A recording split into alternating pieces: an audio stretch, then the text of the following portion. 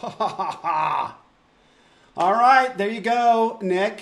So Nick told me how to explained how to schedule a live and then put it on my personal. And if nothing else, it sure makes you feel popular, even though you're not. But anyway, so yeah, I did it. So hey, you young kids, old man's coming for you. Okay, Aaron Stewart, welcome to the Little Black Couch, a journey in entrepreneurship. Oh, excited about today. Excited about some things that came to my mind as I've been working on another side project, and really excited to discuss it a little bit with you today. So let's do that, and we'll jump right in after this the intro. I would normally get up and dance, but as I mentioned, I've hurt my foot, so I'm going to stay here, maybe have a sip of water, and I'll see you on the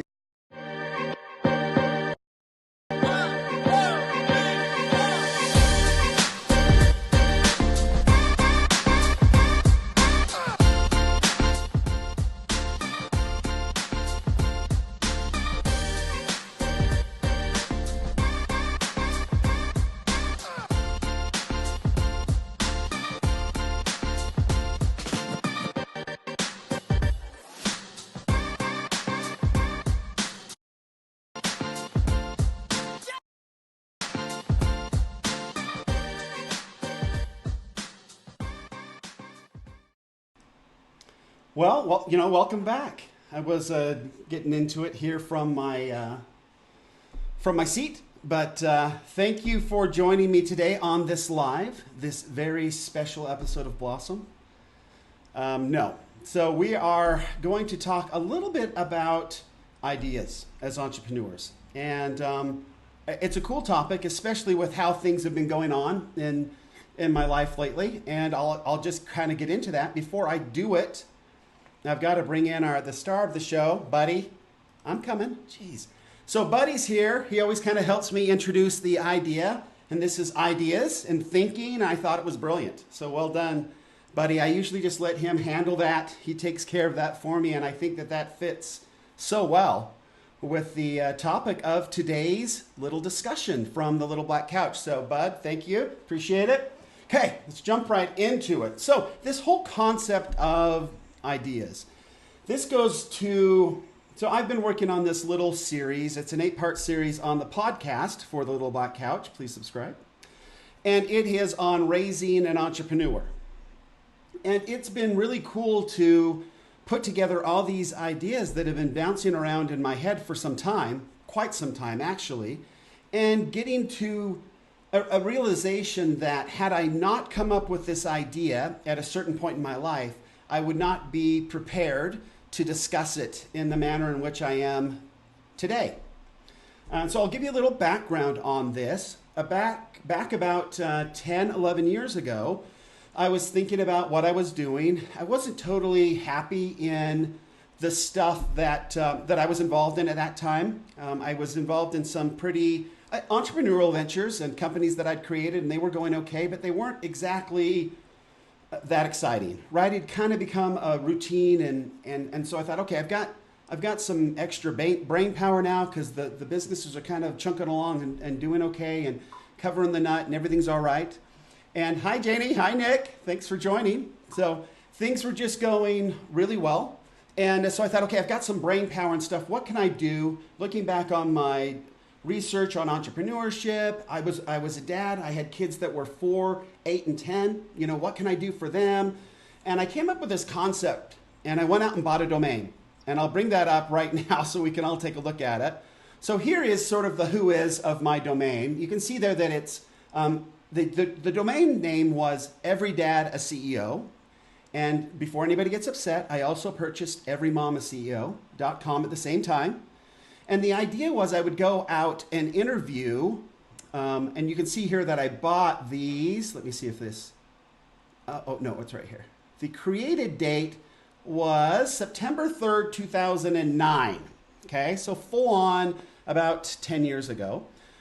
And so I had this great idea. I was going to go out and I was going to interview people who were CEOs and get an idea of what how that translated, how it went back and forth between how they managed their families and their children and how they interacted with their employees and managed their business.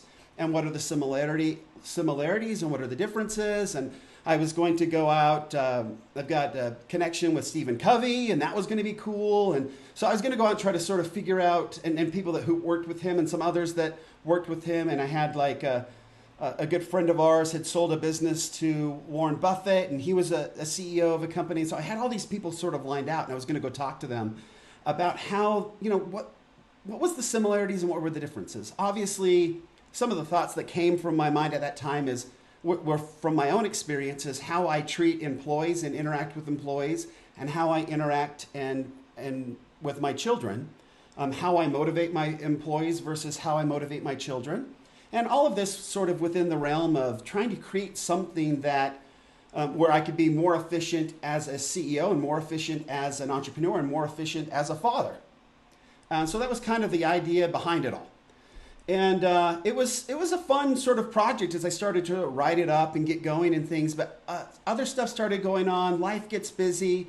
Lo and behold, 10 years later, every data CEO is still sitting there with nothing on it. It's just parked, right? And I pay for it, I don't know, every 2-3 years. And because it's just this idea that I had. But my mind started working on this really cool premise 10 years ago. So fast forward to my life in the last year and getting to a point where I've got a son who is out. He's a church missionary right now, and he gets back in September. And so about a year ago, I thought, man, my oldest is moving into a part of his life where he's got to be a breadwinner. He's got to figure out what he's going to do with his schooling. At that particular time, he was interested in a young lady. We will skip that topic. You're welcome, honey. I'm just going to move right over it to my lovely wife. Thank you. So we're going to zoom right by that. So anyway, he is moving. He's going to come home in September. And now what? What are we going to do? And as a father, I'm thinking, okay, wait. Dad, you've got an issue here. You have been an entrepreneur for quite some time. And you have been, relatively successful. You're not in jail. You've been paying the bills to stay out of jail, and I eat well, obvious, right? So things are okay there. But have you really gotten to a point where your child can take care of himself, where he can go out in the world and do something that's going to be really cool, that's going to maybe change the world? Is he going to be able to find his passion and do all that? And so I started to reflect back on how I had lived my life and how I had parented. And I realized the very fact that I had this idea and I wanted to pursue it for every dad a CEO and every mom a CEO, that it started a chain of thoughts and ideas and worries and concepts that my mind has been working on for the last 10 years. So when I sat down and started thinking about my son and him coming home and both my other children and what I can do with them, I've realized that over the course of the last 10 years, I've developed an ability to figure out what a person's passion is and then share with them how they can turn that into a business. Now, how to actually do that from A to Z was always sort of a difficult thing for me because the way we set up businesses 20 years ago and get them going and promote them and market them and advertise all of that stuff is far different nowadays, i.e., I'm on a Facebook Live, right? That's completely different than anything we would have done 20 years ago, and we've had to evolve a little bit. Well, along with that has come some really cool opportunities to automate and become more efficient. And one of those things, had I not been looking for solutions for this problem of trying to create something for my children going forward, where I would hate for them to come to me and say, Dad, I've got this really great idea. You went to school and have a degree and say you're an entrepreneur and you've been an entrepreneur. Here's this idea I've got. How do I make it a business? And go, you know what, bud? I got nothing for you. That is awful. That sounds horrible to me. And so trying to solve that over the course of the last literally 10 years, I've developed a great set of steps and systems to kind of frame that. And as a system came up, I started to notice that if it filled a void in that process for me, I automatically became super interested in it, and I would go after it. And a lot of stuff's come up. Trello's really cool in order to organize things. There's a way to communicate more efficiently nowadays. In email, obviously, but there's other ways to do it, to share files differently. I actually had a company that built a file sharing system at one point to share files. There's way better ways to do it now. All this stuff has happened. When I first stumbled across ClickFunnels, I was like, wait a second, I'd used WordPress, I've actually built in web.com, I've built a lot of different of these little web builders over the years, but ClickFunnels would kind of folded into it a lot of other things as well that were super interesting to make things simpler to launch a business. So as I've gone along, all these sort of solutions then have kind of fit in and put in and created this wonderful system, this wonderful, it's almost a complete package now where you can take an idea and apply some strategy to it, but then wrap it with some really cool technology and shove it out the other side. And now you've got a really cool online business. And Janie, well, Janie, this is good. I'm going to bring this up right now because we're going to have a little talk about this. So let's bring this up, add to broadcast. So Janie added this. I've had people get angry at me when I call ClickFunnels a page builder. Okay, that's fair. I'm going to remove you because, let's see, let me move you down a little bit. Okay, so Janie, excellent. Okay, so for any of you that have gotten upset at Janie, who had called ClickFunnels a page builder, you're wrong, it is. Okay, it's a page builder. It does a lot of other things too, but folks, point blank simple, it's a page builder. We actually had a software that was a page builder too. I've used lots of page builders. ClickFunnels is a page builder. Yeah, you can call it a funnel all you want. It's a freaking web page.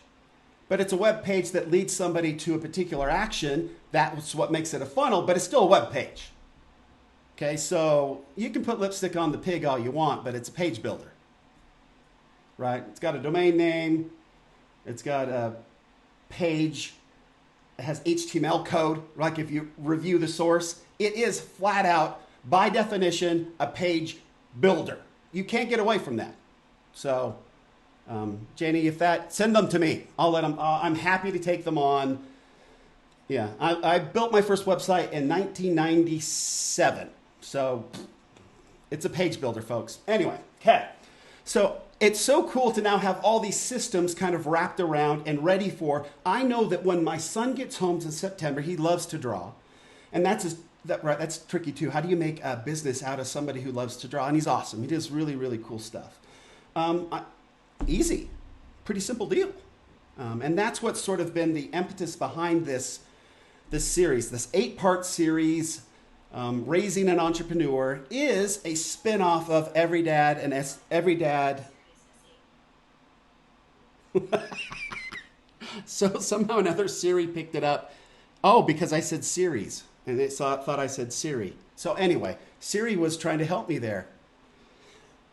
Anyway, so I know that I can help my children now take whatever they've got in their head and spit it out as a business. And that has been now grown into this 8-part, I don't know if I dare say, an 8-part podcast group of episodes. If I say series, no, it didn't get her that time. So anyway, so it's an 8-part. Hey, it turned the couch cam off too. Thanks a lot, series. Anyway, so it's now become an 8-part series where all of the stuff that I've been thinking about all these years that were in the background sort of going, I bought a domain, I had all these ideas to do it, and had this really overarching sort of question and concern about making sure that I was the kind of father that could give their children a future, that all of this stuff has all of a sudden kind of come caving in. And I literally sat down and thought, you know what? I'm going to get all of this stuff out. And I think it was you, Nick, that I was talking to. It feels so good to get all of this stuff out and realize when I put together this program, this 8-part series on raising an entrepreneur, that all the information was already there. That the books that I have read and the things that I had been doing all this time were essentially plugging in pieces of information that would make accomplishing and finishing a project like that super easy, where I could sit down and put together the 8-part series in less than 30 minutes and have all of it done and think, wow, I can't believe that was all hanging out in my head, because this is such a bad neighborhood typically up in there. And yet it was all there. And it stems from this idea. So value your ideas, make sure that they are important to you, and keep track of them. When you have an idea, do something with it. You don't know where down the road, through all your experiences and where situations change, where it all comes back in, and lo and behold, you have something that becomes valuable to, maybe it's just your children. If only my kids get something out of this, that will be wonderful to me. And if it helps anybody else on top of that, then that is just, right, cherry on top. And I hate cherries, but still, you know, everybody knows what I mean. Whipped cream on top, that's better. It's just the whipped cream on top. And so that's kind of what I wanted to get in today. Ideas are so powerful, and ideas, when we have an idea and we entertain an idea and we don't ignore an idea, we literally let it sort of percolate and we kick it around a little bit, and then maybe we buy a domain, or maybe we write it down in an idea book and we just let it sit. We are so brilliant as human beings that it will just keep churning and working. It will start taking things that you are learning and reading and experience you're having, and it will start associating those together. And then when you have time to get back and it's time to put those all down in something, it will all be there for you. And that was just a really cool experience that I wanted to share. As entrepreneurs, that's the type of thing that we have on our lives where we can change the world. I had to do it. Okay. So, life hack then would be, keep track of your ideas, value your ideas, and let them start working for you. You don't know when they're going to be big, huge, wonderful solutions down the road. Okay, that's it for today. Thank you for joining me on this live. If you have not already, please subscribe to this page so you know next time I go. Now that I know how to schedule, look out, world. Thanks, Nick. And if you are interested in how to raise an entrepreneur and get them to become really happy, well-adjusted, passionate, creative problem solvers, that's what we're talking about over on the podcast. It will be part 5 tomorrow, which will be a good show as well. So until then, I'm going to leave you with my little motivation video. Thank you, Nick and Monica. Let's play this. We just want you to know, Mate, you're amazing! you're the bomb.com, bro. Thank you so for much. that clarity. Cheers, man. Cripes. We've been going around and... Come on, you're the bomb.com is fabulous. All right, thanks everybody. Have a great day. We will talk to you tomorrow about more cool stuff. But remember, entrepreneurs do change the world. We do make a difference. We are important. Ignore what everybody else says, and never, ever go to work for the government. We're out.